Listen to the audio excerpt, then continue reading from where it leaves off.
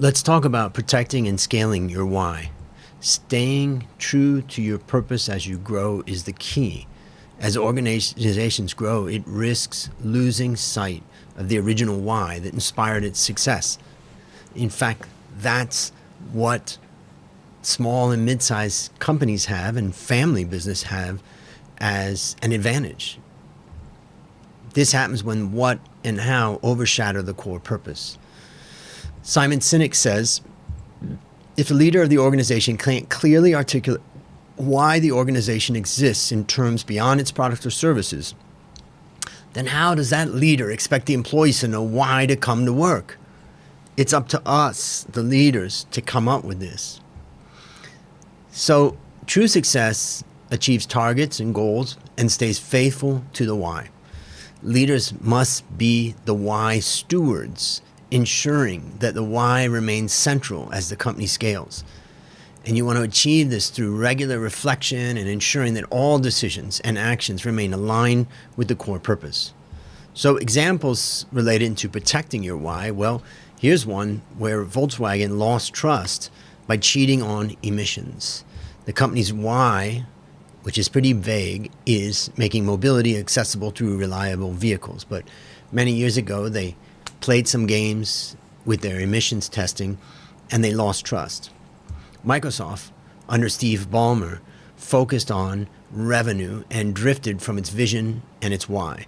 Steve Ballmer was famous for trying to pump up the workforce and the sales team. Microsoft's why is empower people and organizations to achieve more. Now that is a very vague why. I don't like that why at all. That could be any company. Starbucks stumbled when it let efficiency overshadow its unique third place experience. Their why is creating a welcome third place between home and work. They had to get rid of their CEO that was pushing for efficiency and get back to their roots. And here's Chick-fil-A. They protect its purpose by keeping faith-based values central. What is the why of this fast food joint? To glorify God and be a positive influence on all we contact. Now, that is an example of a company that's built its why around religion, spirituality. It just shows that you can build a why around anything and you're going to attract people to it as long as it's a good why. And of course, Apple is always keeping Think Different alive as it scales. In fact, I would say Apple has done a pretty good job at keeping Steve Jobs' visions alive. Simon Sinek says innovation is not born from the dream, it's born from the struggle.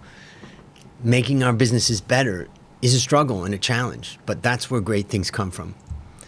So achievement is reaching measurable goals, the what. Success is filling the deeper purpose, the why. And great leaders focus employees on success, not achievement. And this is one of the main reasons why I'm so against individual KPIs. It gets people all focused on these measurable goals and the targets and the things that they have to hit. And it takes all of the why out of it. It just gets down to the what. What did you do today? Now, keep your why at the center of your decisions. Large companies also lose clarity by prioritizing different stakeholders over purpose. Great leaders keep why at the center, ensuring every decision aligns with the company's mission. And this, again, family businesses and also small and mid-sized business have the ability to keep their why, whereas large businesses start losing it. I think one of the best family business examples of that is Toyota. It's a family business, started 100 years ago. 12 CEOs, out of 12 CEOs, 7 of them were family members and the others were not. But the point is they've stayed true to their mission. They're an engineering-based company trying to manage the Toyota production system as their competitive advantage. So think about what and who inspired you and your company in the beginning. For me, it was free thinkers and non-conformists like Nelson Mandela, Malcolm X, Warren Buffett, Peter Lynch, and the guy who famously challenged convention. Since we're looking at Apple so much, let's look at Steve Jobs. He dropped out of college in 1974, traveled through India seeking enlightenment. In 1976, he and his friend Steve Wozniak co-founded Apple to sell Wozniak's Apple I personal computer. And in 1977, they produced and sold the Apple II, one of the first successful mass-produced microcomputers. One of the things that I love about Jobs is when you read about him in the old days is that in 1977 and 1980, when he was selling, he was trying to always sell at the highest possible price. And by doing that, it created resources that he had in his company. In 1983, he launched Apple Lisa, one of the first mass-market mouse-driven computers with a graphical user interface, and it failed. And then they tried again in 1994. I repeat everything there except, say, massive success with the Macintosh. Now, in 1984, before Steve Jobs was kicked out, they had a Super Bowl commercial that was highlighting the book, 1984. The heroine was saving humanity from conformity. And it was an allusion to George Orwell's book, novel, 1984, which described a dystopian future ruled by a televised Big Brother. And here it said, on January 24th, Apple Computer will introduce Macintosh, and you'll see why 1984 won't be like 1984. Great video on YouTube. I don't have it to show you right now, but in 1985, he was forced out of Apple, and he founded and successfully ran Next Computer. In 1997, he returned to Apple, and Apple acquired Next, which he had. And he brought the company back from the verge of bankruptcy, and he built a foundation that has made it one of the most valuable companies in the world. But what I really want to talk to you about is an ad that he ran in 1997. Now, we already saw Steve Jobs earlier talking about Nike and marketing, and he's talking about marketing your why, not marketing your product. So here was an ad he wrote. He wrote, and he was directly involved in, called Think Different.